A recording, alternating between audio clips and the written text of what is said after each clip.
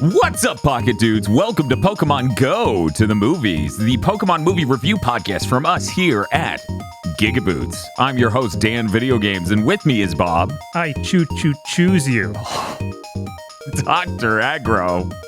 No, I'm not going to follow that. Chris Wolfhart. Me either. And Millennium Mike's very own Shibuya Gato. I was gonna have a bit, but I think it's better to remain in silence. That's right. We're holding a moment of silence for Bob's incredibly terrible intro bit, but also Pokemon the movie number 20, I Choose You, or as it's known in Japan, Pokemon the movie 20, I Choose You. Oh my Let's god. go! It's happened. Finally, we converged. It took so long. I thought it would never happen. We reached the good ending. For people who've never watched Pokemon Go to the movies before, what we do is we talk about the plot of the movie at first, making mild jabs, criticisms, things we enjoy commentary-wise as we travel through the plot of the movie. Then, at the end, we review it on a number of axes. These are specifically the Whimsy Meter, the Dex Check, the Gun Check, MVP, and of course, the most important research we do here on Pokemon Go to the Movies, is Ash in a coma? I think we might get somewhere this time. Oh, yeah. In fact, this might be the last episode that even has that segment. Jesus. I think there's an argument being had for that. Let's get to it. There's a Pokemon battle happening in a stadium. Ash is watching it happen on his TV. On the wall next to him, you can see like a picture of like designed art that shows, you know, the 3 first-gen starters, Bulbasaur, Squirtle, Charmander. This will be important. Can I also just point out that I think the girl in this fight is meant to be styled after one of the girls in the first movie, which is such a cool little nod. I missed that entirely. That's really interesting. Yeah, for anyone who hasn't caught it by now, this is very much a Gen 1 movie. This is very much a reimagining of the opening of Pokemon. So we're going to go on a journey through that. That's really cool to incorporate a design that is like the first movie while doing that. Mm-hmm. Yeah. The narrator explains Ash is almost 10 years old. When kids turn 10, they get a starter Pokemon to begin their Pokemon journey. While asleep, Ash is dreaming of the day he gets his starter, and he picks up like a replica Pokeball in his room, and he goes, I choose you, and throws it at the edge of his wall, which is like, I just expected a hilariously Zelda Ocarina of Time vase shattering sound. Our most important character, who honestly should be in more of these movies, shows up, Delia. She wakes up Ash because he's late for his appointment with Professor Oak because he said he was 10 now and could wake up on his own. Comedy. He arrives late. Ash is the last of 4 students, apparently, to arrive today. He says, oh, okay, I've decided I'm going to get Squirtle. And Oak goes, yeah, that went to a dude who showed up on time. And it's fucking Gary. Yeah, they do actually highlight that, but he will never show up again in this film. Yeah, they just do a behind the head, over the shoulder shot of Gary Oak just being like, Squirtle. Yeah, this is the timeline where Ash was like an hour late instead of 10 minutes late. So by this time, Gary's fucking out of there. Makes all the difference in the world. He says, okay, well, what about Bulbasaur? And Oak just goes, yeah, no, that also went to a kid who wasn't insanely late. And then he realizes the third Pokemon is also taken, and Ash sees Pikachu. And Oak, goes, yeah, that's, that Pikachu out of the ordinary, not just a normal Pokemon. And Ash gets so excited for this Pikachu, starts bolting up the stairs and tumbles back down. I thought Pikachu punched his ass.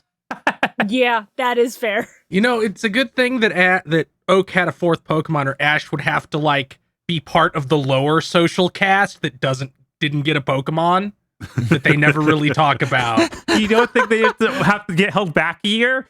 No, I think it's for life. Ash bolts back up the stairs and holds up Pikachu, who's very excited and gets shocked. There we go. Beginning of the relationship right there. Delia immediately comes around the corner. By the way, I guess I should say Delia is Ash's mom. Anyways, and has Ash's backpack, hat, shoes, and journey clothes. Yeah. Uh-huh. He headed out with a normal... that wasn't good enough. No. Wasn't he still in his PJs? I can't remember. It wasn't quite Yeah, those are pajamas. He was in his PJs when he got to Oak's place, yeah. I guess it's PJ coded. It didn't strike me as completely ludicrous to wear outside, but clearly I'm an idiot who will never have a Pokemon. So he starts on his venture. He is dragging Pikachu by a rope. Hang on a second. Two things about that scene. One, she gives him the false modern hat. It's true. The pretender to the throne. That's only the beginning of the clerical errors in this movie. Well, one might think of this movie as Ash not remembering how it went the first time. Oh, God. Just cinema sins ding. Two, I don't know if it's like the casual sense of power that Oak exudes through this entire scene where he's tired of Ash's shit and he's not really interacting with him and he's exuding this strong masculine energy, but I have never supported the notion that he and Delia are fucking harder than this last shot before Ash leaves. Like, they are both staring at this 10-year-old, waiting for him to get the fuck out of his lab. Sound off in the comments what you think. Oak better be careful. Mr. Mime's going to come for him. This might be the mimeless timeline, though. He's got like a season and a half or some shit, doesn't he? Yeah, I don't think that she gets the mime until after or at the end of the season 1 or something. A second, a mimeless timeline, so it's the good timeline? That's what I've been saying. They're like, we don't have Mr. Mime, we only have Mr. Rhyme, and he's contained in the British zone. Now I'm going to ask you this. If Mr. Mime is real, where is he in this Gen 1 movie? That's a good point. He doesn't... This is the good timeline. Keep this in mind as we continue to watch these films. So, Ash starts off on his journey. He's dragging Pikachu by a rope, but then eventually he's like, I'm going to untie Pikachu because I want to be your friend, buddy. We're going to be so good. Hey, look, there's a Pidgey. I need to catch it. Pikachu, go battle it. Pikachu won't. So he goes, okay, I'll battle it. And he tries to throw a rock at it. I was surprised they acknowledged this was something people might do. See, in this context, you could believe Ash is extraordinarily stupid, but in reality, he's been to the Safari Zone, I bet. Right. Yeah. He just knows that that's perfectly normal to peg wildlife with fucking rocks. I feel like he might even have tried this in like episode 1 of the actual show. I meant to go watch it and I didn't. Mm-hmm. Yeah, I also meant to go watch it and didn't. He accidentally misses that Pidgey with the rock and hits a Spearow. Spearow sees Pikachu laughing at the whole situation and tries to attack it for laughing at it, and then immediately gets owned because it's Pikachu. Pikachu's so strong. It flies away, hurt, upset, and gathers a nightmare flock of Spearow to chase Ash and Pikachu through the wilderness and off a cliff and down a river, and everything's insane, and Ash is so scuffed, and so is Pikachu. They're like, God, Pikachu, why did you do it? They get the absolute crap knocked out of them. Ash tells Pikachu, you need to get in the ball to be safe. And he tries to get the Spearow to attack him instead of Pikachu. As the Spearow dive down to attack them, Pikachu leaps up and shocks them all, and we do a fade to white and whatever, and I guess they're all dead. Local ecosystem ruined. Not our problem. Rattata population explodes. Finally? So I didn't have any idea what this movie was about other than a reboot. Mm-hmm. I was so fucking grateful because I was afraid the entire movie was going to be up until this point. Oh, yeah. No, to be perfectly honest, the first 20 minutes of this film, I was worried this would be the absolute worst one we watched because you remember when we did Mondo Cool, they had a movie that was yet again recapping the beginning of Dragon Ball. Yes. Oh, God. Yeah, and it wasn't even, I don't even think it was the first one of those. It was like the second or something. Yeah, I think there were 3 of those. Right? At least some of those had a lot of sauce to make it work. Mm-hmm. Like they had a very different idea of what you do, and some of them were just very by the numbers. I was worried this was going to be very direct, very by the numbers, very stale. For the first 20 minutes here, I'm like, they're not going to change anything, and I'm just going to watch an hour and 40 minutes or whatever of the beginning of Pokemon, a thing I could go do. The weird, I think this is the point where it started bugging me that they wanted to put in a dramatic movie style soundtrack into it. So it's like, man, you just made it worse. Daylight breaks. Ho-Oh flies overhead. Ash and Pikachu see it, and it drops a rainbow feather called the Rainbow Wing. There's a rainbow in the distance. Rainbow. Happy Rainbow. Pride. Got Happy it. Pride. There's an intro montage of Ash and Pikachu going on adventures, which plays over credits and a cover of the Gotta Catch 'Em All song, you know. It's very catchy. It's supposed to be a nostalgic moment. These are cool hype moments from the series. The montage ends. Ash beats the leader of Celadon Gym and gets the rainbow badge. Rainbow! That's important, sort of. It's his third. That's not important, however, at all, actually. It does help you judge where this should be happening timeline-wise, but that's about it. Yeah, Brock isn't real. Yeah. I don't understand. Ash is winning badges by beating gym leaders in challenges instead of doing arbitrary bullshit and them just giving them to him. Yeah, it's really bizarre. Yeah, I don't get it. At a Pokemon Center, Ash is on a FaceTime call with his mom, who's screaming at him for not calling her more. Pikachu is racist to a Bulbasaur Yeah. by doing Bulba face while Ash is distracted. And the moment this Bulbasaur just goes into shock. It's just like, whoa, what the fuck? And then before it can recover from the shock moment, Pikachu leans back into Ash's arms, and I'm like, you are a fucking asshole, kid. Ash goes to hang up with his mom, but, you know, she's like, oh, it's Pikachu. Oh, my God, yeah. Oh, I love Pikachu. You're the best. You're definitely not racist to anyone right now. And then starts yelling at Ash to eat more vegetables and stuff, blah, blah, blah, blah, blah. A young girl at the counter hears this conversation and is just like, man, that kid's getting told to eat vegetables by his parent. That's funny as hell. And then notices a Team Rocket wanted poster. She wonders what their deal is. Nearby, Team Rocket laughs at a little girl for not knowing what their deal is. Quick question, what the fuck is Team Rocket's deal? You know, I was hoping we'd find out in this movie, but instead, nothing again. Yeah, they're not important anymore. It's over. I remember that segment we did podcasts ago where we were like, what's the next time they're plot relevant? And when we hit this point in the movie, I'm like, aha, if that last movie didn't happen, this would have been the one. Wrong. Right. Unfortunate. A kid runs into the Pokemon Center with a harmed Vaporeon, saying Entei attacked them in a nearby forest. Everyone, including Team Rocket, runs out to find the Entei like it's the scene from The Matrix where they want to see Neo and Morpheus fight. Ash and the little girl at the counter find the Entei. She summons Piplup, and they both run towards Entei. Entei dodges the attack and both their Pokemon and lights Ash's ass on fire. Another trainer shows up with Lucario. We just This is incorrect. There's so much. Something's wrong with the Ash's memory. Something's wrong with the Animus. The Animus is going haywire. Benjamin Franklin's fist fighting Da Vinci. See, the aura inside of him is reacting to how things have gone wrong and is trying to course correct by putting a Lucario here. You know, that's not the worst way to course correct a thing. I'm going to be honest. That's a pretty good opening move in your game of chess. Anyways, the Lucario gets owned immediately, and the trainer's just like, oh shit, my Lucario. Holy shit. Piplup uses Bubble Beam, and then Entei just fucks off. The girl's name, by the way, is Verity. She's going to battle Ash and maybe the other guy. She asks if the third boy wants to battle after she destroys Ash. Ash is like, what? You're going to destroy me?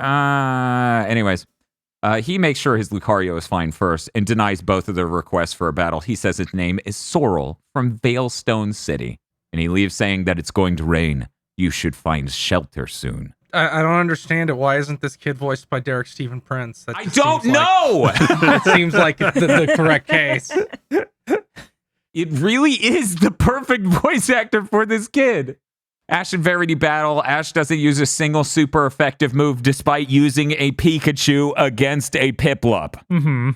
Piplup uses Hydro Pump and hits an Onix that's nearby, upsetting it. We have a funny gag where they run away from the Onix and they're panicking, and then they end up riding the Onix, and then Ash is like, I know what the solution is, and jumps off the Onix to stand in front of him and go, yo, calm down. I said, calm down. And it's like, you're going to get stampeded, kid. This is not a good strat.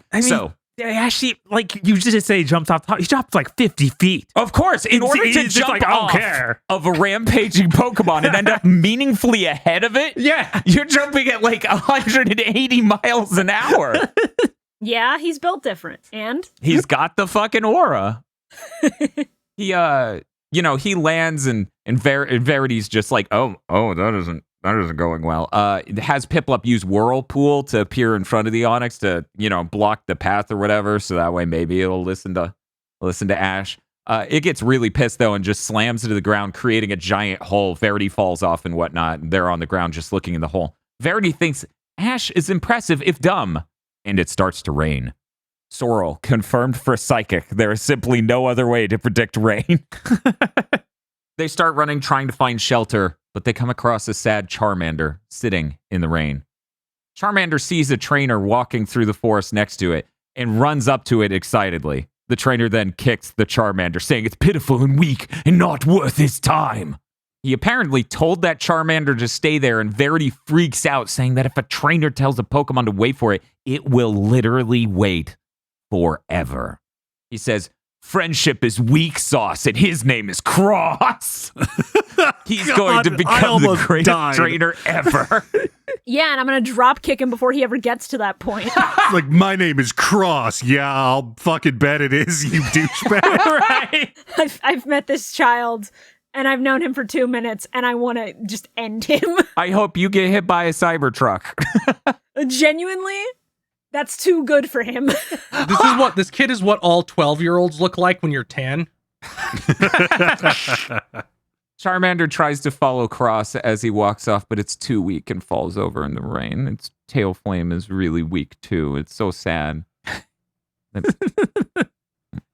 Pikachu, Ash, and whatever that other girl's name all pull out the guns and start going.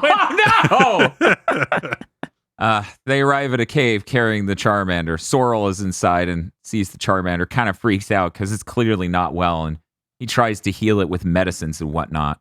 Sorrel explains he's trying to become a Pokemon professor, and he needs to get medical training for that. The phrasing makes it go, so you aren't trained to medically treat a Pokemon, you say? It's I had to replay that scene a couple times to be like, that is what he just fucking said, right? He's like, yeah, I should learn what I'm doing with this shit. Anyways, here we go. Get by though, it's fine. I mean, God, I hate these two so much. Oh, you hate these two? Yeah, he's Really? just blatant. I'm Brock, but not. How is he Brock? No one's been sexually harassed. he also just does not cook for anyone. Yeah, what part of Brock's personality is here in Sorrel? He's here as the Pokemon breeder who also knows how to heal Pokemon. He doesn't breed. Came off like He doesn't breed. He doesn't breed, but he's the same exact sort of angle to it of like, okay, I don't want to do the main thing. I do the side thing and also can cure Pokemon and take care of them. He's the more rational foil to the other two because they're both hotheads. But other than that, I don't really see it. Yeah, he's infinitely closer to Ishida or Uryu than fucking Brock. I would say, I would compare that to the Pokemon character that's like that Sharon. That's true. But yeah, then the other one is just, yeah, she's the tsundere. Very obviously the Misty stand-in. Her tsundere's toned way down compared to Misty. Like, she's not. I don't know if I'd call her a tsundere. Yeah, I don't see that personally. So this completely untrained medical professor, who's 12 probably, he explains that he's traveling to gain information on legendary Pokemon, which seems like a really simultaneous and convenient goal. He asks Verity why she's here. She deflects immediately. Not concerning. And asks Ash why he's here. Ash says he's going to become the world's greatest Pokemon master. And she asks, you mean a trainer, bro? And he says, it's much more than that. Does not elaborate. It's my own ideology and my religion, if you will. Yeah, no, it's so complicated. I can't explain to you what my life goals are. They're very smart, so please stop asking. It's really small conversational tics like this that let you know you've slidersed into the wrong universe. It's true. Yeah. Ash sneezes. He's clearly cold and he may not be well. Pikachu cuddles him to keep him warm. At first, the other two's Pokemons go in the ball, but then they're like, oh, we want to stay out and cuddle our trainers too. And he's so cute. Entei comes to the cave with a lot of Pokemon and goes to rest. Entei clearly runs a cult. This is a cult situation. This motherfucker is just getting high and hanging out with a cave with his groupies. I mean, God forbid an Entei have friends, you know? And this is just, in this universe, Entei is there instead of Mewtwo. So these are all the clone Enteis. Oh God! Entei stands up on 2 legs and explains his genetic superiority. And God forbid we get a real Entei just chilling with a bunch of dudes for the first time in 6 movies. Yeah, it's nice. It just had the vibe because he gets to sit on the really nice pedestal. And if I remember correctly, they were all grouped like on the lower part. They're like, well, he has to let them know he's above them. No, from what I remember, they're like sitting around him on the same level because he's like literally giving off heat. Oh, see, I didn't think about the heat angle of this. Of just he's got this there's steam aura coming off of him because they're coming out from the rain. That is true. So anyway, Sorrel, seeing the Entei and shitting his pants, explains the legend of Ho-Oh and Entei, which I will now briefly cover. 150 years ago, there was a bell tower that made it possible for humans to contact Ho-Oh. Lightning struck it, burned it down, but a great rain fell upon it to put out the flames. The 3 nameless Pokemon who died in the accident were reincarnated by Ho-Oh, who felt bad for them. They were resurrected as Entei, Suicune, and Raikou to embody the fire, the rain, and the lightning itself. Yeah, I'm really surprised we finally get a movie actually doing the Beast group here. Yeah, it feels like this would have been a thing that should have been made instead of the movie 2000. I don't know, just me, maybe. But what if it was just Lugia and no one else? What if it was just Lugia, no dogs, it's just the shitty birds from Gen 1, because fuck you. And I get to sit here fucking gritting my teeth, clenched fists, going, sure, bud. Thanks, man. Yeah, Shibuya, for the entire duration of this podcast, has had like the Fred Flintstone clenching his teeth energy. Yeah. Yeah, that's a great idea, movie. Why would I want Ho-Oh? And finally, after, in real time, what, like 20 years? I get a movie with not only Ho-Oh, but also Entei. Yeah, it's pretty great. I win, finally. Yippee! Wahoo! Ash sees the picture of Ho-Oh on Sorrel's tablet and says, hey, that's the Pokemon that I ran into on the first day of my journey. And they go, what the fuck? He shows them the rainbow wing, and Sorrel explains that it's the rainbow wing. Rainbow. Entei looks up at it from across the cave on its plateau rock full of groupies and just like goes, and then closes its eyes again. Behind him, though, a Marshadow lives in his shadow and is watching the whole scene. It's too late. He's seen everything. With his big ol' eyes. Wow. Ho-Oh only bestows the rainbow wing upon someone it likes, apparently. According to the legend, the rainbow hero will be led by the rainbow wing to seek out Ho-Oh. Not the rainbows? All right. No, the rainbow is actually circumstantial to this. It sort of leads him there, but so does looking. They all fall asleep. Marshadow creeps on Ash. Chalk up another one of the Ash is the chosen one of this religion. Yeah. Ho-Oh just really hates Spearows. Good job, Ash. Good. Fuck them. Upon waking up the next day, Entei is gone. Charmander feels better, and Ash asks Charmander to join him. Charmander thinks about Cross and then joins Ash. They step outside to see a rainbow, and Ash pulls out the rainbow wing. They decide they want to meet Ho-Oh. Team Rocket is nearby. Noted. Ash fights a pincer with Caterpie. We're cutting to like a fight. He wins, and the Caterpie evolves into Metapod. At night, Verity is up alone, swiping through her photos of various implied adventures that the group has been on, including them in a city. She swipes, however, to a photo of Empoleon and her mom. She smiles. Suicune's on the water and just looks at her, and all I can think of is that terrible YouTube poop of the Homer Simpson smiling creepily YouTube meme thing, where it's just the slowest, like, smirk nightmare thing. Anyways, all I can think is... when he finds the dud. Yes! All I can think is Suicune's just making that face from across the lake. What this movie made me picture a lot was, like, just imagine you find one of these legendary Pokemon, like, that have a creation myth about them, but they just behave like a dog. It's like you're just watching this dog putter around in circles arbitrarily, but like it's a god. Yeah, you're just like, oh my god. it's so beautiful. There's so much meaning behind this. And it's chewing on its own leg a little bit. Tasting a trash bag. I'm just imagining the sort of scenario we've had in a couple of these movies where, like, it's just a bunch of 10-year-olds with some of their little Pokemon, like Pikachus and Piplups and shit, just making lunch. And then, like, in the background, like, Suicune walks up, steals their food, and they go, hey, what the fuck, get back here! And they start chasing this mythical being because it took their lunch. Realistically, there has to be, like, don't, like, Entei's out there. He's gonna steal your sandwich. Just move the picnic to next week. He moves on every couple of. Like you go to the park, there's a posted board that's like, "Hey, wear your Entei bells and bring your Entei spray."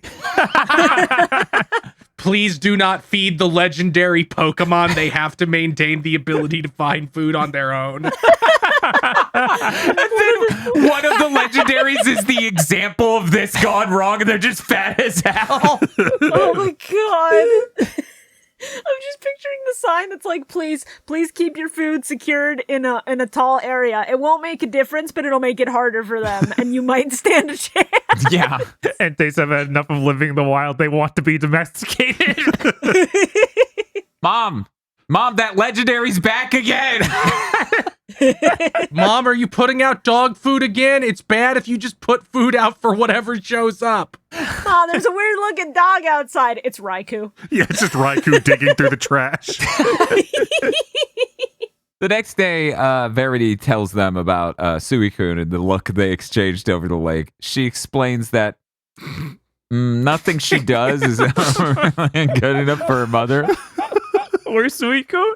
I'm sorry, Suicune shows up and I just start hearing the last unicorn music. Yes! Oh my god! I'm sorry, this is real horrible. Suicune looks across the water and her eyes shine and Suicune goes, "Are you a virgin?" Oh. Out loud, Verity wonders how her mom would feel about her meeting Suicune. God. And also Entei, they haven't talked since she left town, apparently. We jump cut to a town. Ash is fighting a lady that uses a Jigglypuff. His Charmander evolves into a Charmeleon when he wins. Cool. Yeah, you start really telling that the fights in this are like the Sun Moon team. Like things start Animating, looking cool. Yeah, absolutely. I love dynamic fight choreography in a Pokemon movie. That's crazy. What a concept. At a Pokemon Center that night, possibly, Sorrel and Verity join the FaceTime call to meet Ash's mom. Later, Sorrel finds a book that he says is, quote, so well researched. And I'm like, how do you know? Anyway, it explains that Ho-Oh watched over people in Pokemon and bestowed them with the aura of happiness. And yet, pay attention, listener, this is going to get weird. Ho-Oh bestowed the people with the aura of happiness, and yet the heart of evil stole strength from it. When the rainbow wing touches the heart of evil, its color vanishes. Cross is nearby in a random row of this library, just creeping. We will revisit this legendary myth. The next day, Ash is battling some dude. He wins, but then Cross comes up and is like, hey, you want to fight, bro? I'm 12. Ash uses his Charmeleon. Sorrel uses his Incineroar. Charmeleon lands a number of attacks on Incineroar, but then, Incineroar does the Incineroar thing, and he's just like, yo, check this out, I'm really strong because you hit me, and just completely obliterates this Charmeleon. Yeah, he does the people's elbow on him. Yes. Ash is like, Charmeleon, use Flamethrower again, and Charmeleon's like, he crushed my throat. Yeah, he literally got throat chopped, and Ash is like, no, Flamethrower. And I'm like, you stupid child, come on. Yeah, it's pretty bad. So he loses completely. Ash feels bad. Cross tells Ash that he's too soft. He told his Pokemon to use a move that it wasn't able to. He's the worst trainer he's ever seen, and Ash will never win. Ash is completely devastated. Later that night at the Pokemon Center, his friends are kind of trying to make him feel better, but also, you messed up a little bit. And Ash just looks down and goes, Pikachu would have won. It's so over. I should kill myself. Yeah, similar vibes. They tell him he should feel bad because what if Charmeleon heard him say that? And Ash just looks up and is like, I should run away. So he runs away into a nearby forest, the forest of the real. And Pikachu follows him in and he says, if only my first Pokemon had been a Squirtle or Bulbasaur. And Pikachu's like, yo, what the fuck? This is like that time I was racist to that Bulbasaur. Is this how that feels? Karma, bitch. So he stops following us closely because he's too fucking offended by the shit Ash just said. And as Ash sits up against the tree and starts to like sort of zonk out a little bit, Marshadow shows up and appears in front of him and gives him the fluoride stare and possesses him with an evil purple energy. And Ash says, who needs Pikachu anyway? I'm just fine all by myself. Wow. The color is starting to drain out of the rainbow wing, and Ash passes out and wakes up in the real world! Also hell. Also hell, which is the real world! And this is news to who? Ash is at his house again. The picture on the wall now has a picture of 3 cars, which are blue, green, and orange red. It's so good. Yeah. Ash runs up to Oak and he's like, yeah, you're the latest again of the 4 students today. And then in a normal classroom, he is sitting next to Verity and Sorrel, and he looks throughout the classroom and Ash sees like a spectral Pikachu phantom that's just like, P. He looks up in the sky and sees Ho-Oh for a second and blinks because the sun is kind of blinding him, and it turns out it was just an airplane. Later, Ash is sitting at a fence outside. Sorrel and Verity ask, okay, just real quick, this is one of my favorite scenes to happen in any of these movies. Later, Ash is sitting at a fence staring out. Sorrel and Verity ask, what's on your mind, Ash? He wonders, what's out there? Sorrel answers, forests, rivers, mountains, and, the next town. And Ash says, and then? And he repeats more of the same, and then he goes, and eventually you get to the sea. And Ash goes, past that. Verity says, well, it's more of the same, but Ash says you never know until you go there. He wants to see what's out there with his own eyes. They talk about how cool it would be to go on that journey and not worry about schools and schedules and get to hang out with buddies under the starlight. Ash says, as long as my buddy's with me, I could go anywhere. And Sorrel goes, your buddy? What buddy? Asks Verity. I fucking lost it. The moment where you find out the 2 people you're in a conversation with are not your friend. Yeah, right? Absolutely not. Which, insane. Maybe in Japanese that wasn't a stone cold murder.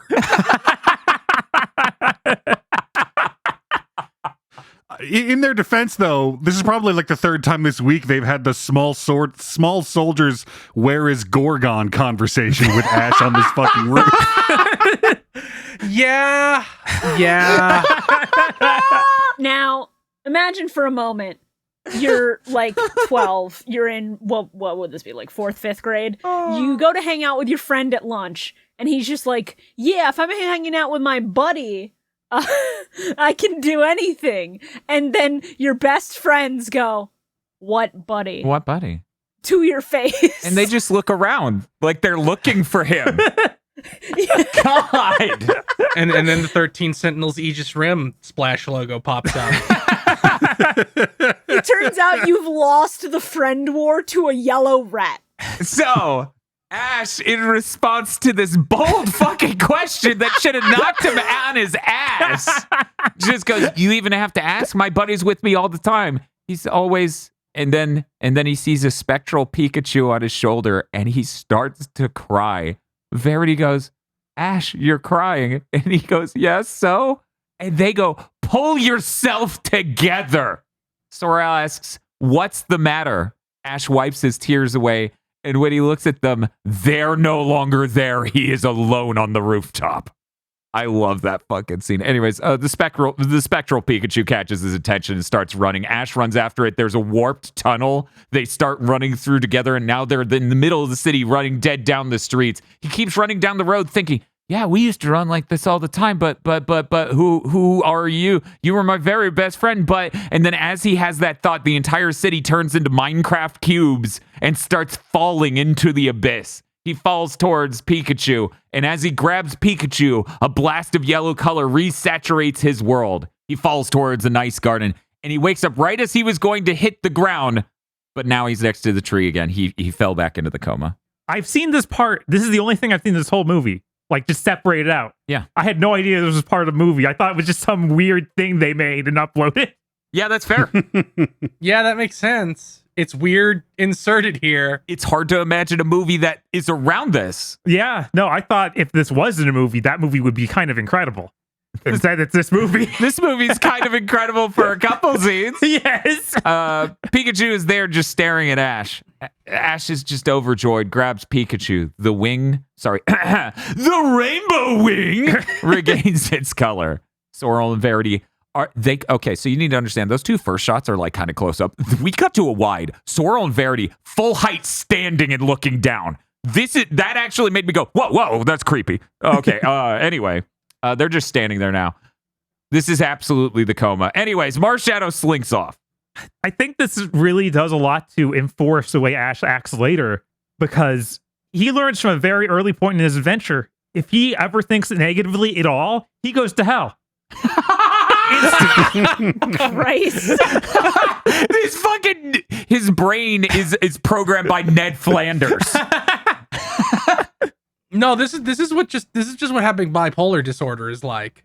I can't express any negative thoughts because I'll just fall straight to hell is a very unhealthy way for Ash to be thinking. It is. And yet he did it for 20 plus years. If I had a nickel for every like preteen YA protagonist who was influenced by toxic positivity from a very early age, I'd have 2 nickels, which is not a lot, but it is a little bit concerning. It is a bit concerning as a point of data, 100%. Yeah. I've connected these 2 points of data, and it's a real concerning line, let me tell you. Later at a campfire, Sorrel tells a story about how his family's luxray takes care of him. I also like this scene. One time, he was off in the frozen wilderness, seemingly dying of, like, hypothermia, and the Luxray found him and started to cuddle him as they waited for people to arrive. The Luxray straight up dies in the cold in this movie. Is this the first like on-screen Pokemon death we've gotten that wasn't rolled back by a magical Deus Ex Machina? I It think can't so. be. There has to be at least another one. I don't know. I think it might be. Because the only time I was like, oh, that Pokemon died was one of the Latios and like one of the 2 jets. Mhm. Yeah. And then they got blue brought back light. to life at the end by the power of the magical MacGuffin. I think this is the first time in this movie where it's just straight up framed like, my dog died. Well, no, the Lotties, one of them stayed dead. Oh, that is true. It was the self-sacrifice thing. Yeah. Yeah, I think you're thinking of like Oh, right. Celebi, where Yeah. they brought Celebi back. Yeah, I think Latios stays alive. Latios does the self-sacrifice, right? Yeah, because Latios has to become the orb that protects the city or whatever. Celebi just became bad salad. Celebi was my first thought of, Celebi has chosen to let this animal die. He did not make the cut. Understood. Yeah, where's the Jesus. Celebi Avengers portal? Yeah. The Celebi collective rejects you. The Celebi Collective has deemed Luxray cringe. Die. Yeah, can we talk about the fact that like we're just going to show an on-screen Pokemon death, and it's going to be one of Dan's favorite Pokemon? And it's like a really harrowing one, because this is a traumatic event for anyone, let alone a child. Yeah. This is fucked up. Yeah, and like we are definitely in the age range for a large cartoon lion figure dying to be a horrible emotional trigger. Oh, God. I didn't even think about that one. As Sorrel tells the story, Pikachu senses Marshadow's creeping in and attacks it. But since, the thing with Marshadow is Marshadow doesn't need to exist in the physical realm. It exists in shades. So it's actually inside the tree behind Ash. So accidentally, Pikachu electrifies the tree and the forest a little bit, and a bunch of primates get absolutely pissed over this. And Ash is like, oh my God. And they keep getting tossed up by this herd of fucking primates. And Ash goes, Metapod, string shot them to calm them down. And it does this and then instantly evolves into Butterfree. They break loose and run away. And by they, I mean the primates, because sentences are hard. See, they started running away and the primates broke loose for the string shot. Anyways, Ash has Butterfree use sleep powder on them to actually get them to calm down. And they have succeeded in escaping the encounter. Team Rocket shows up, fucks around, and finds out. It's so weird the primates just want to show them up in the air like it's some sort of cheerleading rally or something. Yeah, that's, if there's one thing you should know about primates, they have team spirit. They like having fun. they're just having fun as the sports game went bad and they are destroying the city. The anime has to portray like these Pokemon as dangerous, but not enough to scare the kid watching, so the primate just can't like start ripping James's limbs off. I'm sorry that this particular herd of primates is full of whimsy. Not gang violence. So, as we said, they escape and Team Rocket finds out. Traveling more, they find a pink... what's up? I think it's worth pointing out, Ash has not met Team Rocket yet. Nope. They do not interact. They're not real. They can't Not invade. a single time. They can't penetrate into his dreamosphere I guess. because they're the doctors. Traveling more. They find a pink Butterfree in danger. Ash is like, I should save that Butterfree with an inclusion of more Butterfree. So he uses his Butterfree.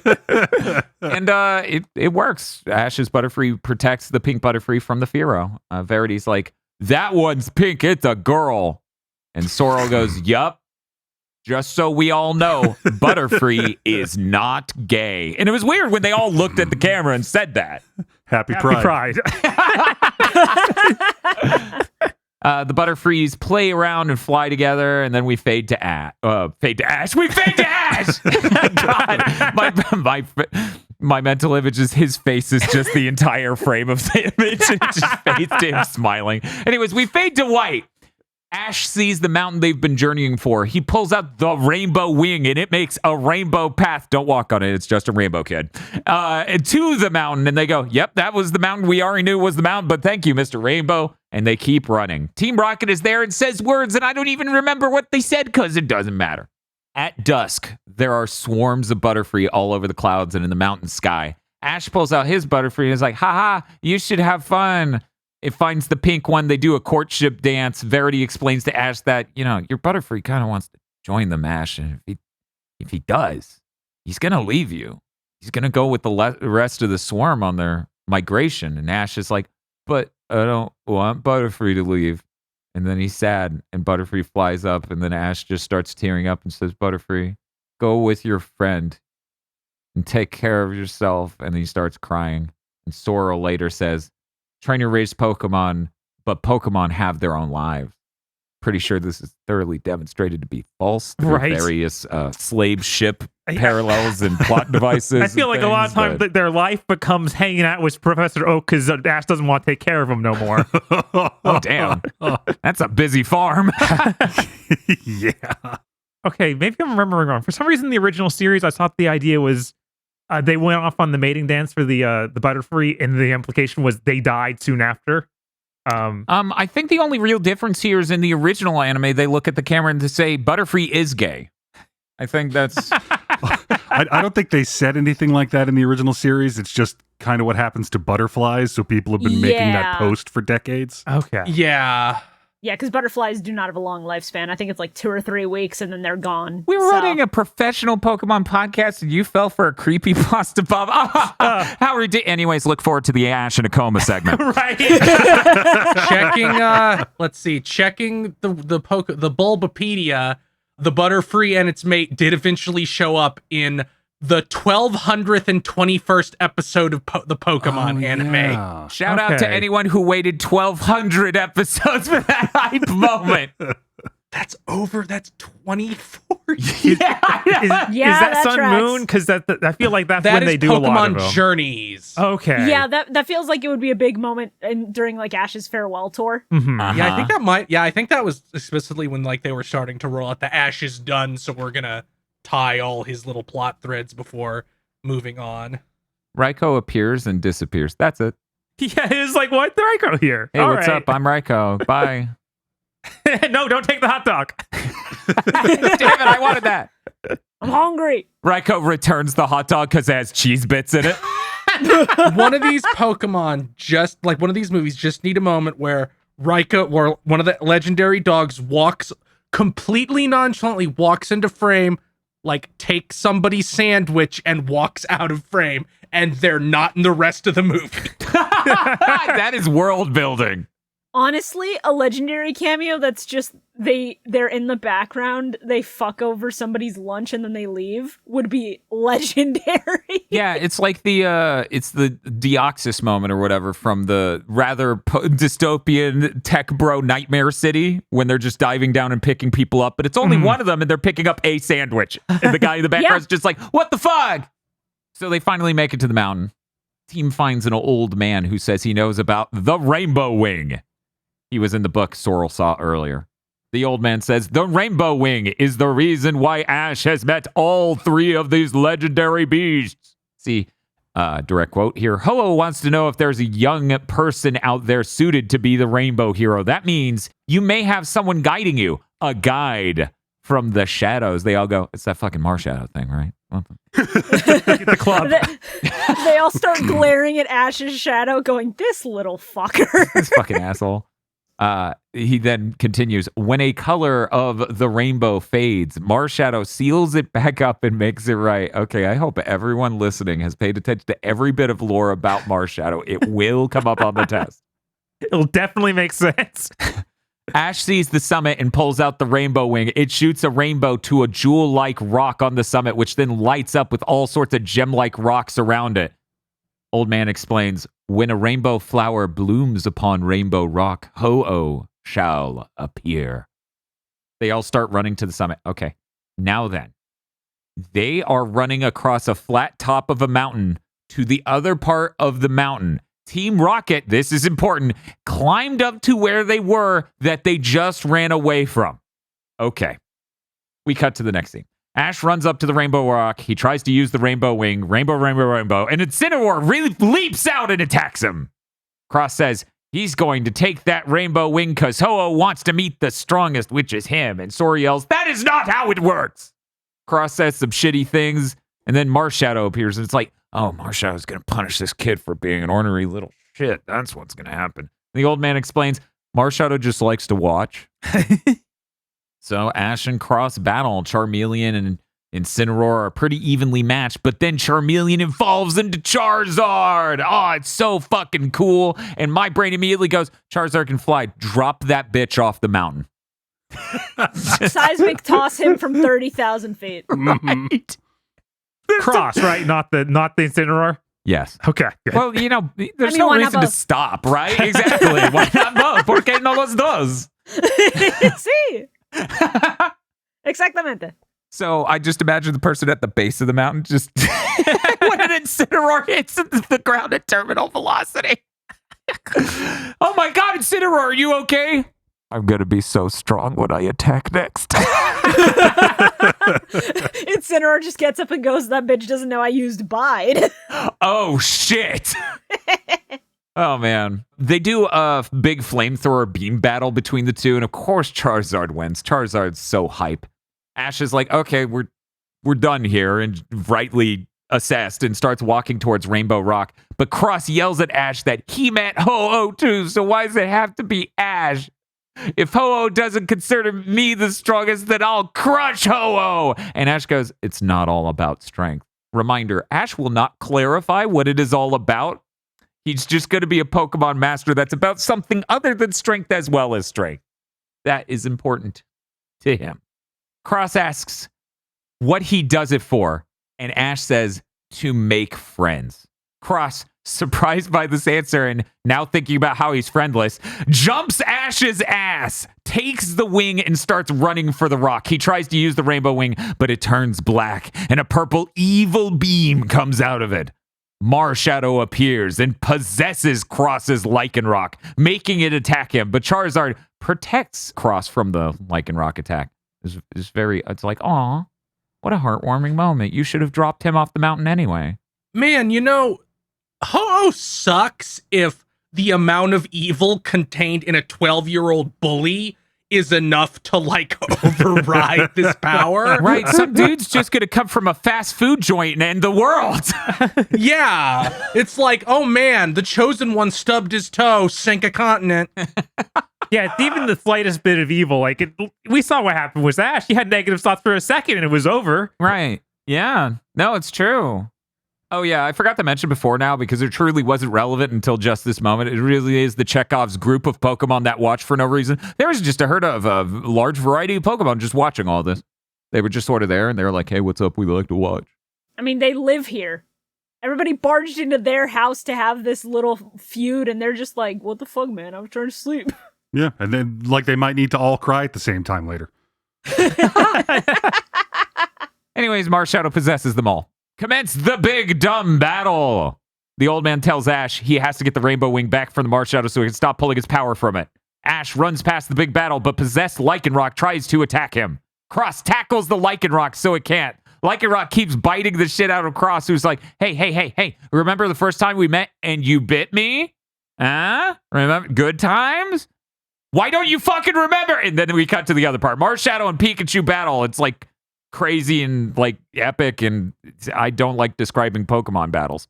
Marshadow changes into, did you know this is a real thing? Zenith Marshadow. All right. That's the weird like green accent thing on the face. And he owns the hell out of Pikachu. By the way, Lycanroc got better because it remembered. It calmed down. Ash tries to run away with Pikachu because now Marshadow's owning the shit out of him. We're repeating the events of the Spearow Swarm, but up here with the pile of random Pokemon that are possessed and Marshadow or whatever. They start to do a giant beam at Ash, who's holding out his arms Piccolo style to protect the Pikachu. Pikachu leaps up and takes the beam together with Ash. They both lie on the mountaintop, wounded. Ash asks Pikachu, why won't you get in the ball?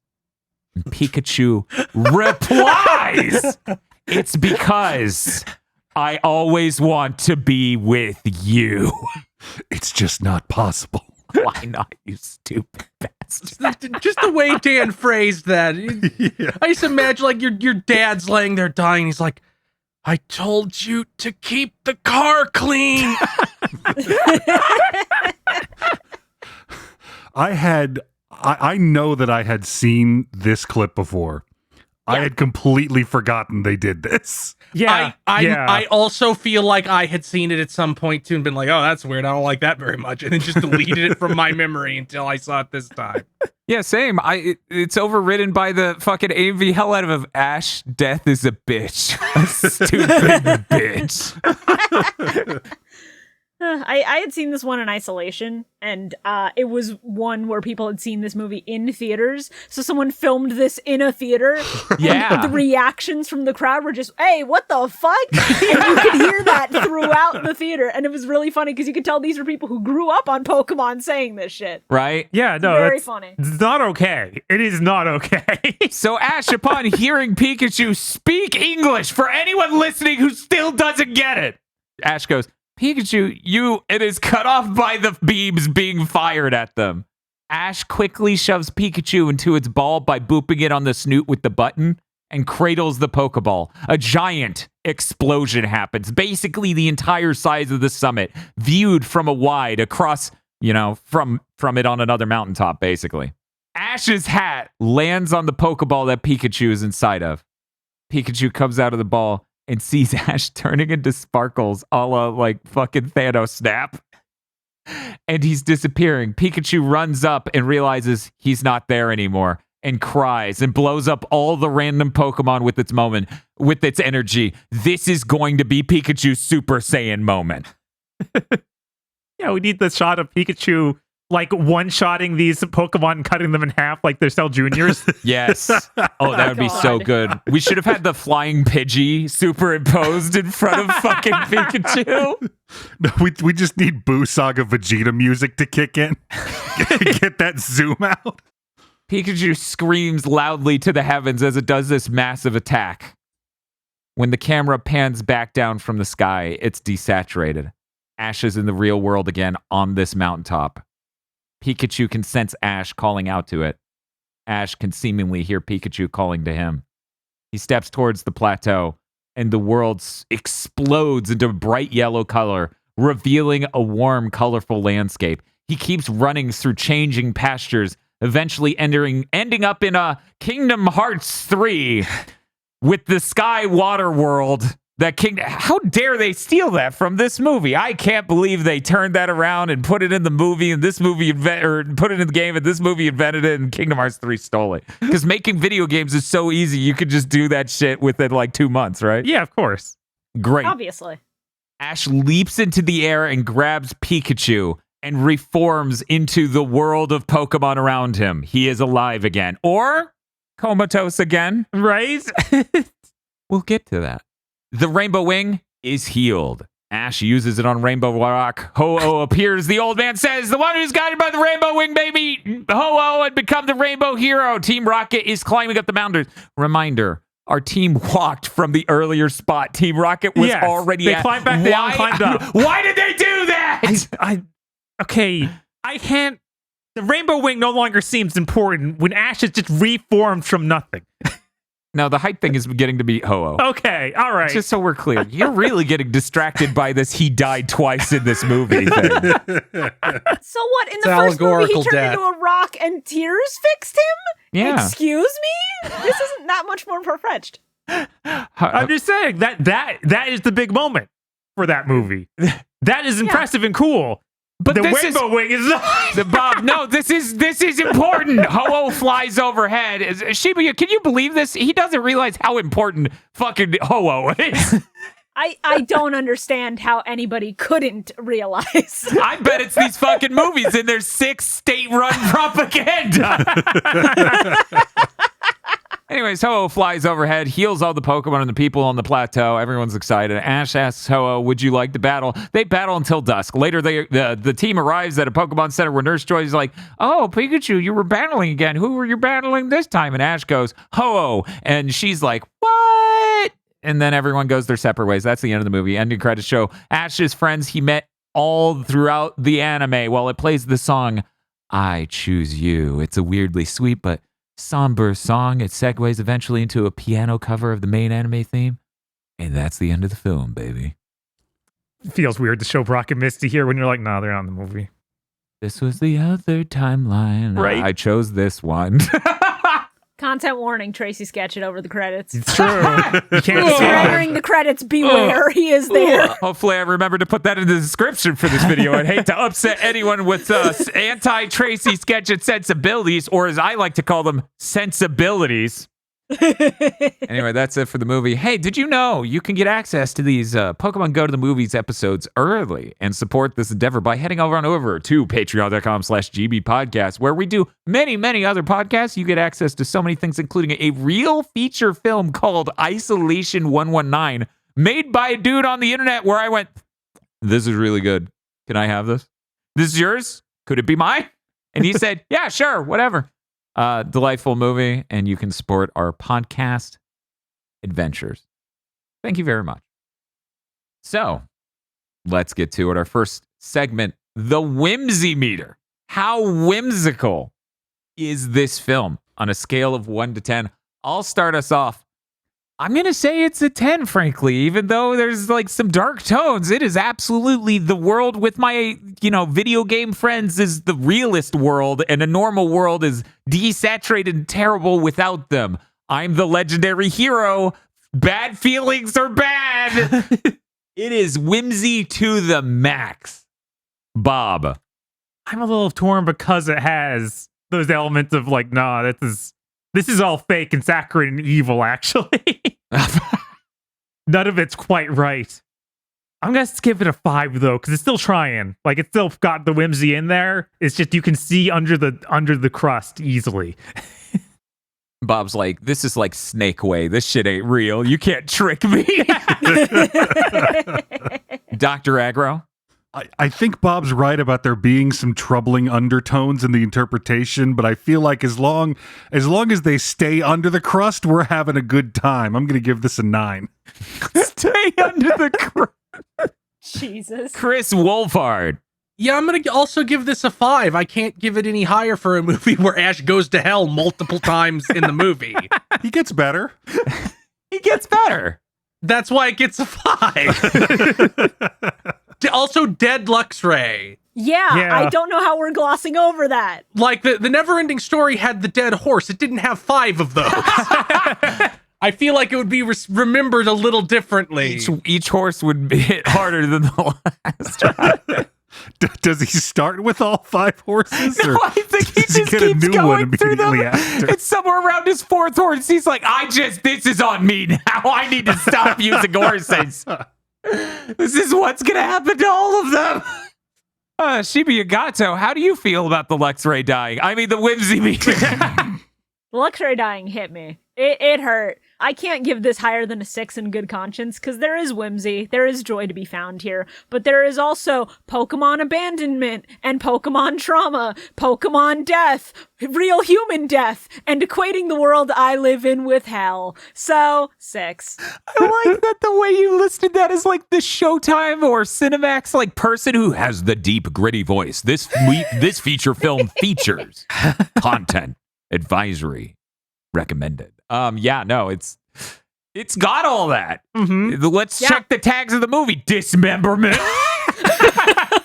Oh, that's gore. That's gore of my comfort Pokemon. Yeah, no, it's dire.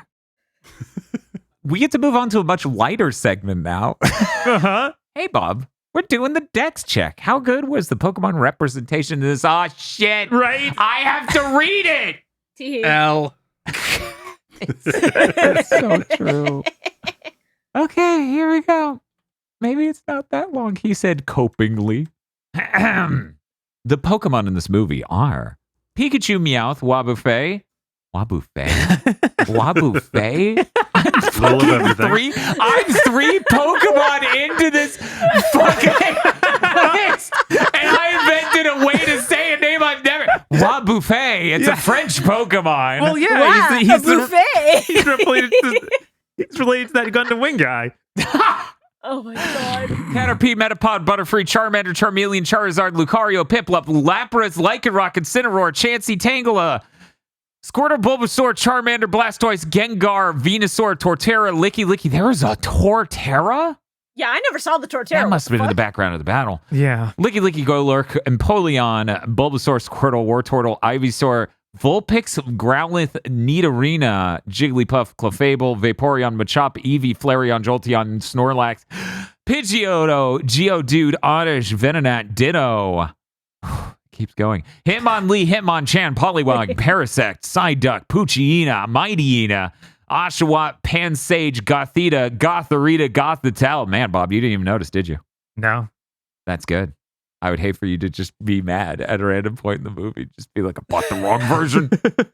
Girder, Cockledure, Spearow, Ho-Oh, Butterfree, Marshadow, Slowking, Lugia, Xerneas, Articuno, Zapdos, Moltres, Oddish, Bellsprout, Pidgey, Pidgeotto, Pidgeot, Weedle, Kakuna, Scyther, Paris, Weepinbell, Venomoth, Abra, Ghastly, Haunter, Magnemite, Magneton, Grimer, Aerodactyl, holy shit, Gyarados, Goldeen, Psyduck, Farfetch, Primeape, Onyx, Diglett, Pinsir, Fearow, Nidoqueen, Nidoking, Rhyhorn, Rhydon, Arbok, Electabuzz, Magmar, Geodude, Graveler, Coughing, Wheezing, Zubat, Golbat, Gloom, Tentacool, Magikarp, Seal, Dugong, Horsey, Seadra, Cubone, Merak, Tauros, Kangaskhan, Rapidash. That's it, just one. Ponyta, Butterfree, Luxray, Nidoran, female. Nidoran, male. Rattata, Sandshrew, Sandslash, Staryu, Starmie, Voltorb, Heracross, Lapras, Ladybug, Wailord, Chikorita, Clef, Pichu, Smoochum, Togepi, Igglybuff, Magby, Wingull, Magnezone, Drifblim, Combee, Spritzy, Gogoat, Skidoo, or Skiddo, still not sure. Flabebe, hey. Rowlet, Litten, Poplio. Holy shit, Poplio was in this? I guess. I think it was in it for like a scene. Holy Yeah. shit. Executor, and this one blows my mind. Tapu Koko was in this? Huh? What? What do you mean the Tapus were here? You're making that up. These are the credits. Somebody edited the wiki to fuck with me. Raikou, Entei, Suicune, Bulbasaur. Picture. Charmander. Picture. Squirtle. Picture. Chikorita. Picture. Hoppip. ×2. Picture. 8-Bomb. My God. Picture. And that's it! Okay. Bob, 1 to 10. Did you like them? This is gonna. I'm astonished by how many there are and this might blow your mind, I'm rating this like a 2. Whoa. It doesn't feel like that many Pokemon are there. And it feels like the importance is put on not Gen 1 Pokemon, even though this is the Gen 1 movie. We have like Lucario and Piplup and all these other things and Lycanroc. I feel like none of the Gen 1s, like, normally I'm not even like this for wanting Gen 1 Pokemon, but this is the Gen 1 movie. It didn't feel right. This is the timeline where Pokemon has globalized. I guess. It just, all ports are open. This is the timeline where they made more games and had to reflect that. it doesn't feel right. I don't like it. You can do Gen 1 and 2 in here, in this area, but it just, having everyone else show up isn't great. And also, none of them feel like they get spotlighted that much. The comment section, I could see it. They're like, Bob, why do you hate Lucario? Yeah, I'm looking forward to dozens of Baw not Gen 1 posts, but they'll spell it GEN space WUN. Yes. Dr. Aggro, I'm interested in your take because I have no idea where you're going to come in at. I have a lot less of a problem with the inclusion of more modern Pokemon. Lycanroc is cool, Incineroar is always a weird dude to show up, but Bob is absolutely right about the use of Gen 1. Like it seems like they just had a shoebox full of Gen 1s that they just sort of sprinkled into the background of shots to be like, hey, this is period and place appropriate. Every time there were a bunch on screen, I'm like, what the fuck is this menagerie of random bullshit? So yeah, I'm gonna give this movie like a 4 because Entei's real and Ho-Oh gets screen time. Chris, what do you think? I'm going to give this a 5. I do not feel strongly about it one way or the other. I liked seeing Midnight Lycanroc. I like Midnight Lycanroc. I liked seeing Incineroar. I like Incineroar. And this really makes me wish they did a Sun Moon movie. Yeah. What a cool universe. Yeah. What a great set of friends he has. Bob, I'm not sure if you realize this. The Marshadow is an important part of this movie. This is the Sun and Moon movie. Uh-huh. Yeah, that is pretty obviously how they think about it. I know that's how they framed it, but oh man, that sucks. Now, bear in mind, and with the rating system, it's also going to be Gen 7. Yep. I wish the two humans didn't both have Gen 4 Pokemon. Yeah, that's a little weird to me. That is a really strange choice, It isn't implies a geographical thing to me of just like, and then Sinnoh is like the closest buds with Kanto. Shibigato, where are you coming in from? I have to agree. You read off a bunch of those Pokemon names, and I went, what the fuck? Where were they in this movie? Like, it felt like there was no Gen 3, it felt like there was no Gen 5, and then you named Gen 3 and Gen 5 Pokemon, and I audibly was just like, huh? I think even if you count this technically as like a primarily Gen 1 movie, a lot of the Gen 1 choices are pretty standard, and part of that is because it's retelling stuff from the anime, like Bye Bye Butterfree in the first episode, but like there were little things I appreciated about the picks, but I think they could have done a lot better. Those little things being Ho and Entei are fucking real. Holy shit. Right? Yeah, so I'm also giving it a 4 out of 10. I like some of the Pokemon they chose a lot. I appreciate that this movie, being in the Gen 1 zone, does have a strong focus on Charmander, which I think is an incredibly on-point move. Mm-hmm. I do think it's weird that Verity and Swirl both have 4th Gen Pokemon. That instantly stuck out as strange to me, and I just started to have to come up with headcanon of like, well, globalization's a thing, but, you know, these ports are really close to each other, so there's a huge cross-pollination and traveling thing going on there. You know, part of the Dex check is not just how many Pokemon are in it that you like, it's how they are represented, and I cannot tell you how fucked up it is to just be like, hey, you like Luxray, right? What good representation you got? I was so I'm happy so sorry. inside the house next to the fireplace, and I was so unhappy out in the cold. Uh-huh. I'm at a fucking gym walking on a treadmill watching this movie. I'm like, don't cry watching a Pokemon movie at the gym. Yeah, I was at home having lunch and I started weeping openly. I don't know what to tell you, man. I'm sorry. So I'm gonna give this a 3 just because I don't like what they did.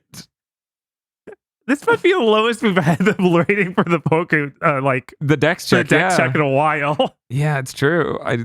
It really was just like I think Chris and I have talked in the past of like people who are like, check out this great recipe for a hot tuna salad. And it's just like, I put in everything. This movie is the equivalent of that. Aggro, you get to lead us off on the gun check. This is a yes or no category. Could this movie have been better solved with a gun? Oh man, this has been rough. Trying to figure out what the core conflict of this movie is. Well, obviously it's the rainbow hero Mars Shadow, but also the school bullies. Right? Like if most of the plot of this movie post Spiro Swarm could potentially have been avoided if someone took out Ho-Oh. Oh, no! And why would we want to do that, Aggro? No, like I don't think anyone would have. Would it be Lugia with the sniper rifle? Like Ash wasn't that far out of town if Oak had like a long range rifle. I'm just Lugia doing cradling the fucking sniper rifle, wearing Quiet's outfit from Metal Gear Solid 5. He's got the hands. Nobody talks about how these towns in the Pokemon universe have anti-air batteries for when legendaries show up. Oh my god. The Celadon Jin goes underground and the fucking Ava fight music starts. I also I don't think that as much as it would have been fun to see on screen, somebody just turning around and putting Cross down in the street, I don't think that would have really solved anything. It would have thrown us into a much darker timeline and polluted the Rainbow Wing. I'm going to have to give it a no. I don't think there was a chance for horrific ballistic violence to cut short any of the actual problems here. Chris, what do you think? Yeah, I'm with Aggro. I think with a 12-year-old being kind of a dick causing a small-scale apocalypse, somebody gunning down that 12-year-old in cold blood would have had a much more severe negative psychic ramification. Yeah. Like, it would have been some into Ava shit. It literally would have been Third Impact. Like, so no. I'm gonna take that as a no. Yeah. Shibuya, what do you think? I think we're thinking too grand on the scale. Could this be better solved by a gun is the question. The question is not, could this be better solved by murder with a gun? So I think if we shoot Cross in the leg for abusing his Pokemon and being a dick generally, then we avoid the small-scale apocalyptic event that killed and subsequently revived Ash at the very end of the movie. So yes, in that sense. Overall, there's not really any other conflict. So I think that's really the only thing that needed to be prevented here. Now, the weird thing for me is I can definitely explain how Ash would do it, right? Because as far as we know, we haven't seen a whole lot of guns in the Pokemon world, but he left the Pokemon world and entered the real one. So there was a real prime opportunity in this movie for Ash to just go, no, and draw it out. And they're just like, what the fuck is he holding? It gives off such an immense energy, but we've never seen something like this before. And he just aims down at the leg and shoots fucking Cross in the leg. My thing is, I am also of the opinion this will psychically cause like Second Impact or something, and we are doomed if this happens. I guess the only other option is, of course, Ash sees Ho-Oh in the sky and guns it down for no reason, but then it thinks none shall be higher than I. Pokemon Master, truly. Man, what sort of deranged environment raised this child? Delia pulls up in a Cybertruck. I'm gonna have to put no, but man, that would have been great if that worked out. Bob, what are your thoughts? I'm sorry. We see that Cross is just a true villain when he literally orders his Charmeleon to die. We can kill him on the spot guilt-free. No problem. Just in the woods. Yeah, just in the woods. We'd be like, oh, that's Pokemon abuse. And he's like, yeah, so. And then, yeah, it's one between the eyes. It's over. And then doesn't need the thumb. You don't know how that feather works. Fucking Ash So looks somebody up other and than Ash shoots. Ho-Oh's It's just fine. up there, gives him the thumbs up. Ho-Oh approves. And look, all that matters is that Ash doesn't feel any bad emotions about it. Ash is completely fine with it, so why would the feather get upset? I don't think Ash. I think the trauma of seeing a child die would put Ash into a bad headspace and cause Third Impact. But Bob, you're putting it down as yes. Yes, absolutely. Well, this Ash is built different. He really is. This is clearly very contested. People need to figure out in the comment section which basically half of this podcast was right. We got to go to the next section, though. MVP. Who's the most valued Pokemon? And Shiba Yagato gets to start us.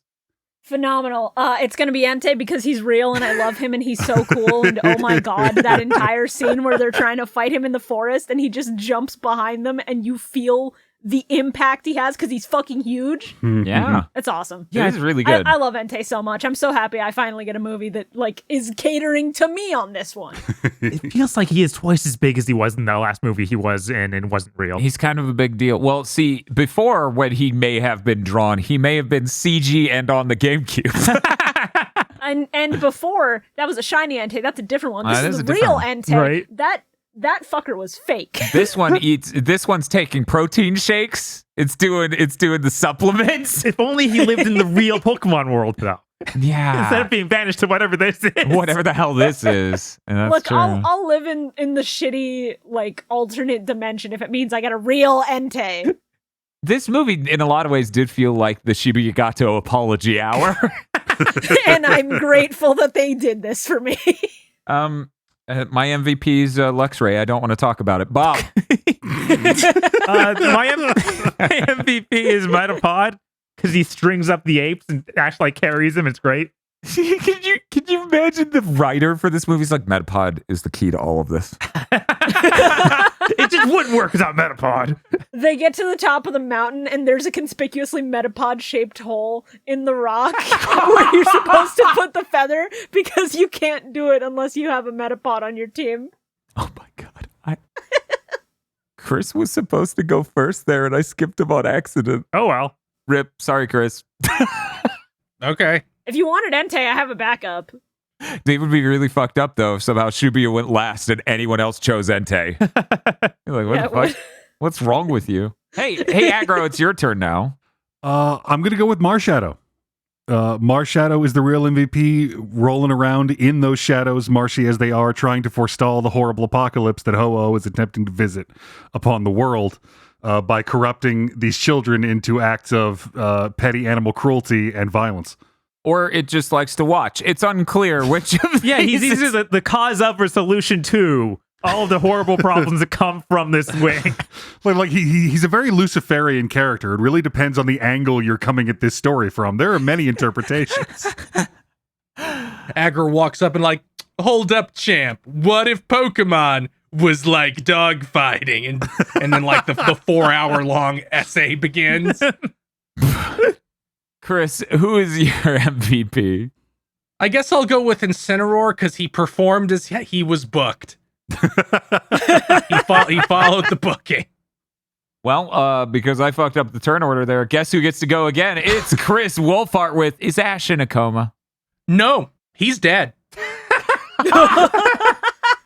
Like, I'm not, this isn't a joke. Like, Ash returned to the real world and was like, I don't want to live in a world without Pokemon, and then went back. He has flatlined. Yeah, he returned from the top of a building. How'd he do it? How did he do it? Like, this Ash gave up on life. He went to be with Pikachu. He's dead. I don't think we need this category anymore. Like, it's over. He's dead. He has passed. You know, he just was on the rooftop chasing an ephemeral Pikachu as he traveled through a tunnel of hurtling city streets, a cityscape flying towards him as he plummeted. Mm-hmm. Hey, Shibuya, what do you think? Is Ash in a coma? Let me think about it for a bit. It's really difficult to say. He only imagines himself in the real world without any of the joy or whimsy of his previous life, and also imagines an alternate version of the coma dreams he's been having for the past 20 years. Yeah, he's dead. He's in a coma, he's dead. That's it. We need to make this an in memoriam segment. Was Ash in a coma before he died? I mean, after this, we could tally up all the results if this is definitively the end of the segment. Yeah, the segment's always called "Is Ash in a Coma?" It is a future current present tense sort of question. You know what? I'm going to say the editing was weird. He did not jump off that building. Yes, Ash is still in the coma. Look, he could have gone into another coma when he hit the ground. Holy shit, that is not what happens when you leap off the top of a building. It was a lot shorter than he thought. It was more like 2 stories. Bob, are you implying comaception is happening right now? Yeah. It might be. Wow. Okay. Bob? Yeah, there may be upward of 3 comas at the moment. Who knew the Pokemon universe was comas all the way down? Oh my It's God. so sad when people deny reality. Yeah, he's probably dead, but he could be in another coma. We don't know. It's unclear. It's like the ending of that Nolan movie. Yeah. Inception? Yeah. Yeah. Who knows? No, Batman Begins. Yeah. You know what? Fair point. No. See, this is that part, like this part of JoJo Part 4, where it's like you either get to choose to stay, to go back, or die, and Ash chose to die. But yeah, I think it like even the parts he's remembering from his past are completely wrong. Like none of this happened. Lucario wasn't there. These aren't your friends. That's why they wouldn't even call you buddy. God, that's so savage. Wow. So we're going with? The section can end. He's dead. Oh! Okay, he's not in a coma. He's dead. Yeah, girl. Yeah, they're right. This off-color reboot is the result of rapid brain degeneration.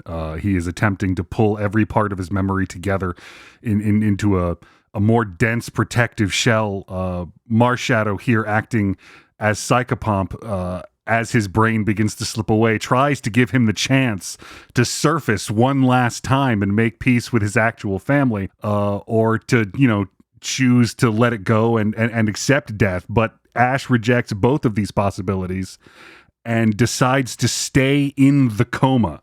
Yes, he is dead. Yes, he is still in the dream. So you would say Ash is living the dream? Is that what did no, I listen to that correct? he's dead. I feel like explain. His body has ceased function. What is that? I think so, therefore I am philosopher. Immanuel Kant? Yes. No, Descartes. He's gonna self-realize and definitely it's all now real. He's making the Pokemon universe himself. Okay, so let me tally this up for our yes/no segment. Is Ash in a coma? We got 4. He's dead.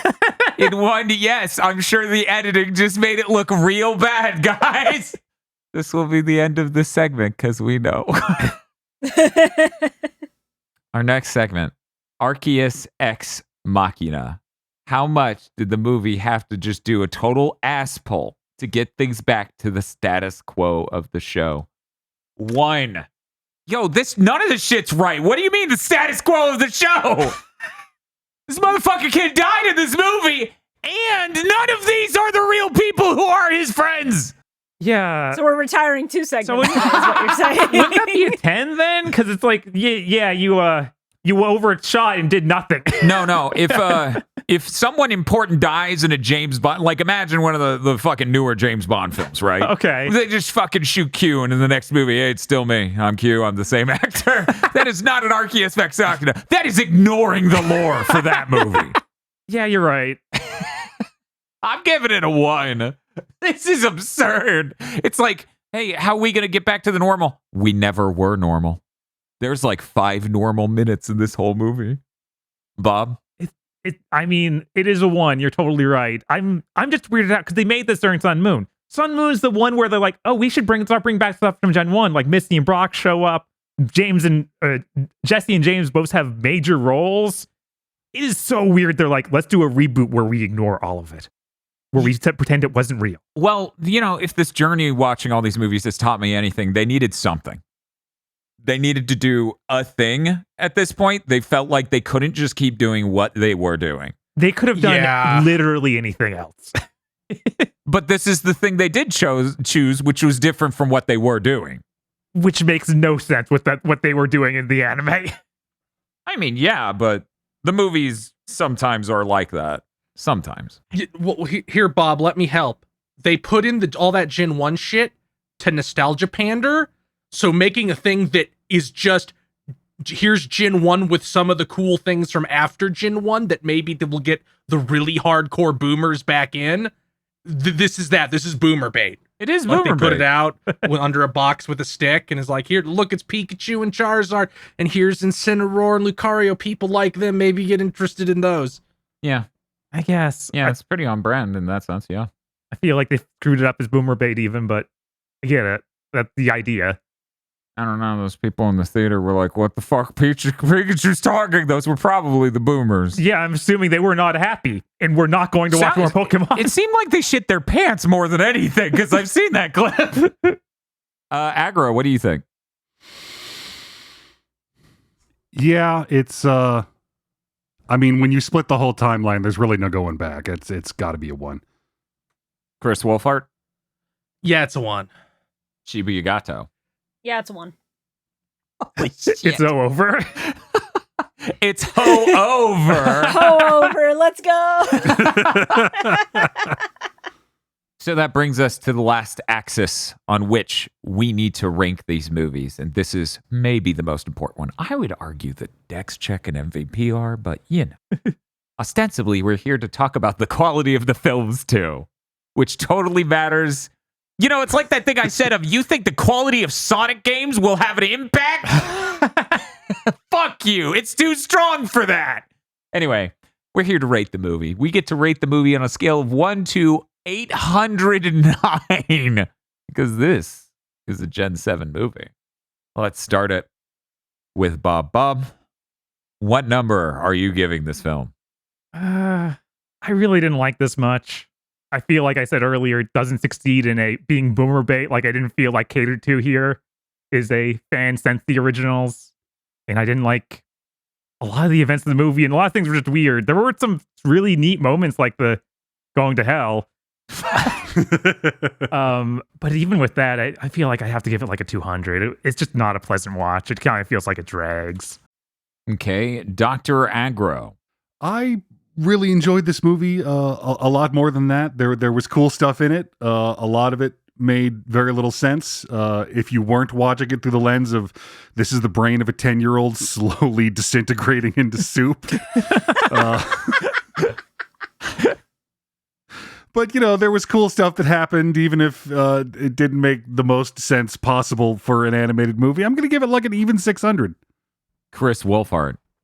I found this movie really refreshing after the last 10, 8, the last several that were just, okay, here's the legendary. The legendary's going to talk. 40 minutes of the movie will be to get somewhere, and then the climax of the movie will happen. Yeah, just to brief people real quick on how this was going, and obviously it's too much for me to do it as an average across all of our scores, right? Mm-hmm. So really quickly, averaged out of 100, the points for me at least have gone 15, 17, 75, 16, 87. So, you know, it's been really low and then pretty high. It's been a ride lately. I get them wanting to change shit up. So I like this. I sat there. The side characters have their own little things going on. They have little bits of backstory. We have like a villain that isn't just a divorced guy in a sky fortress, which we had far too many of. No, we can never have enough of those. I do. They're the best movies. I think do we love can those guys. actually, and we have had enough of those. I think those like guys are the those. funniest. They can only be funny so many times. Like, there's only so many shapes of them you can do, and I feel like we hit them all. But I'm gonna give this a 690. I just think as soon as we hit the fucking Sky Fortress loser who has a VTuber girlfriend, we peaked. We can't do any more of them. We've hit terminal velocity with how funny they are. I believe in the immense creative potential of humanity. Shibuya, what do you give this movie?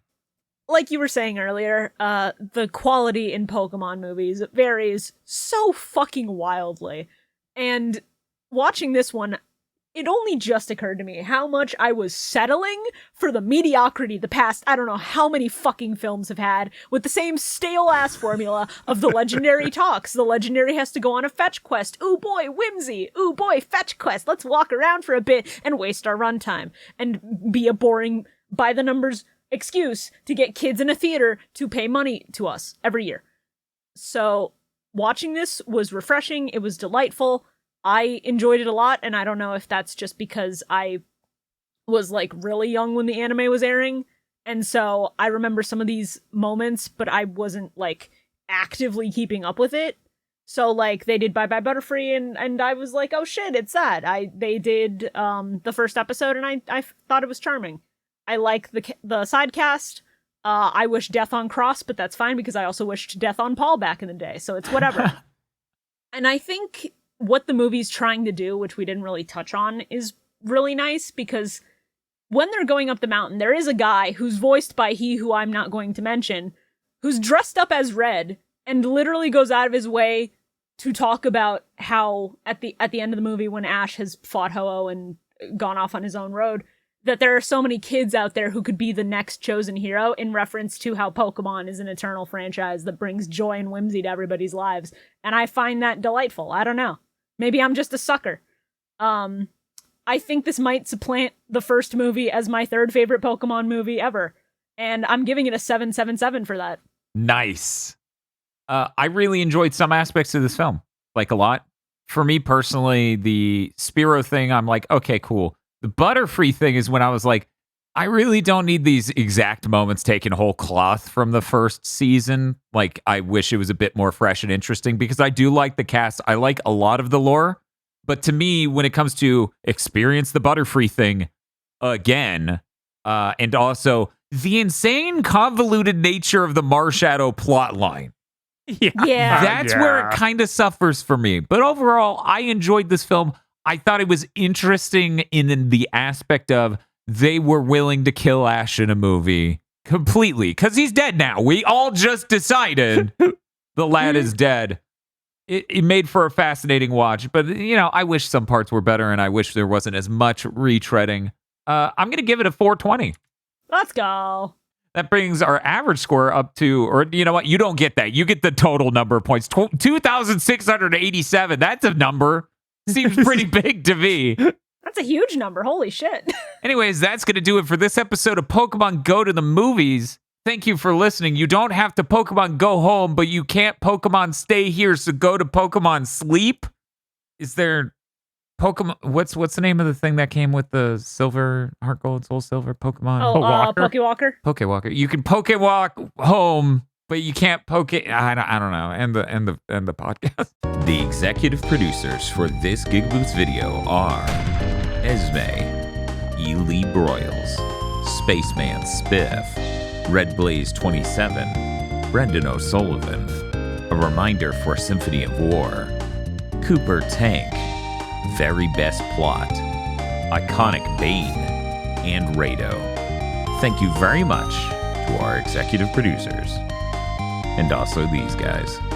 If you want to become an executive producer or normal patron, head on over to patreon.com/gigaboots today.